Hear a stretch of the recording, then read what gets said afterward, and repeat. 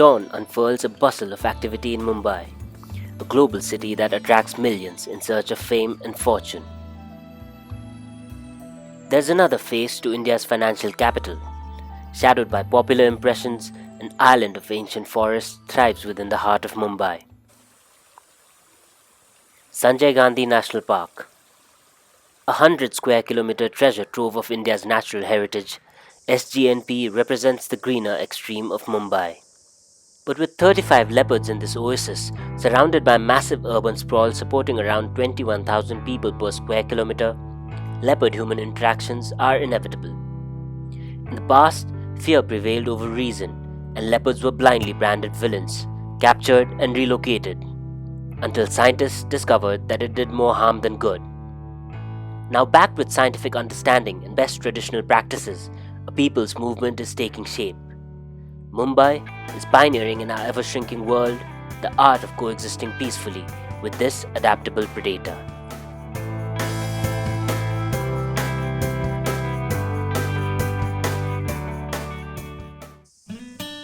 In a small hamlet inside SGNP, members of the indigenous Wali tribe prepare for their day.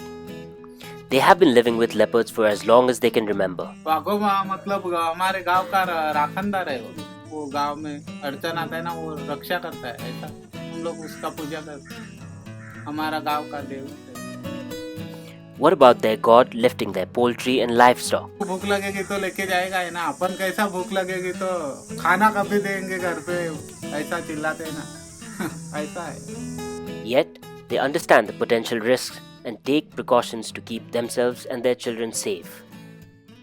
Not everyone is lucky to understand leopards as these tribes do. Residents outside SGNP panicked at even just a sighting. Enter Mumbaikars for SGNP, a multi-dimensional initiative to mitigate conflicts and help people live with leopards. That initiative came into being when the Forest Department and some of the researchers, scientists and the passionate volunteers decided to come together, study the whole scenario and then try to mitigate one by one all those issues. It was not an easy task. People's mindsets had to be changed, from fear to understanding leopards. But with precedents set by tribes like Warlis, success was only a matter of time and approach. The Forest Department and Mumbaikars set about on 4 interconnected activities. The first was scientific research to understand leopards, their prey, and interactions with people. Among other findings, the research revealed reasons for leopard presence outside the forests.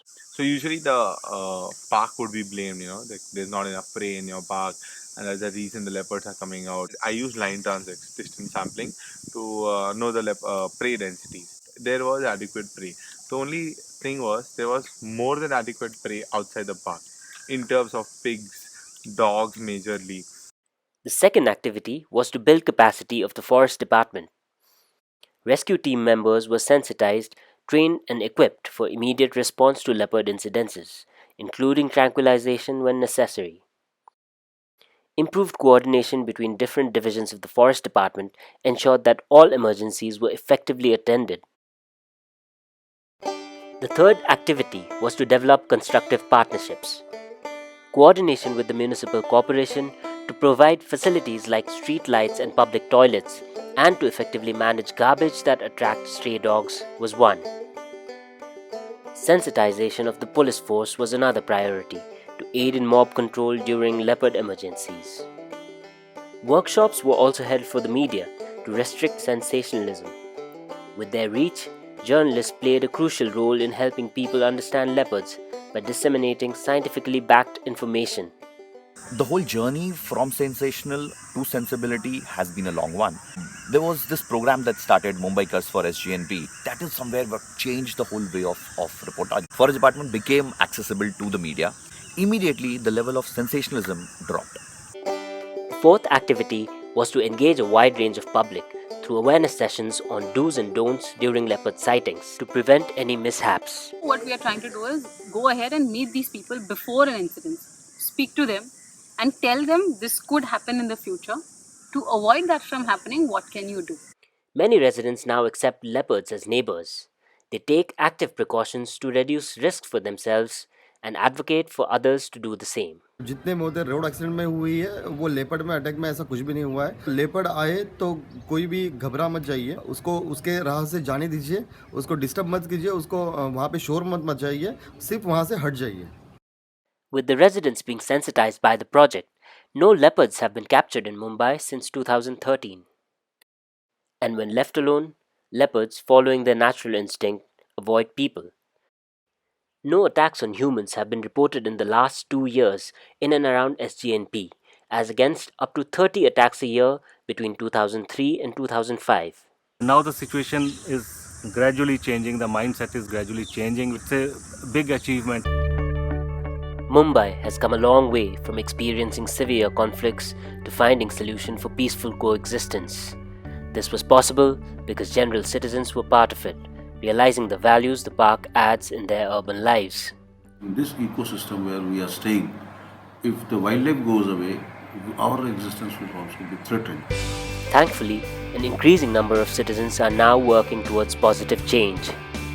This may be about saving India's natural heritage, but interconnected as we all are, begins with saving one life. One of the rescue department guys told me a very good statement. He saying, sir आप लोग इतना अच्छा काम कर रहे हैं, इसमें से सिर्फ एक बच्चे की भी जान बच गई तो अपना जो उद्देश्य है वो सक्सेसफुल हो गया.